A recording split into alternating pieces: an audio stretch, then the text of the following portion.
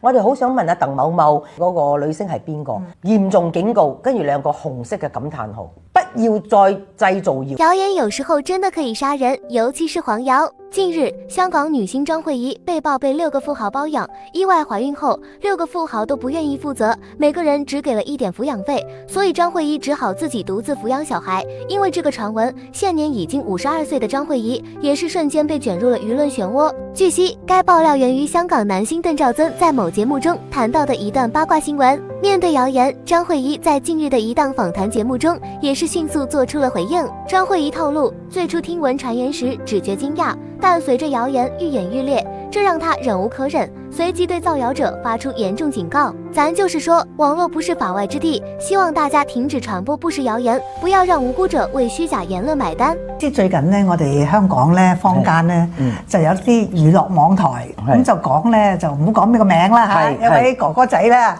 阿哥哥仔就話咧。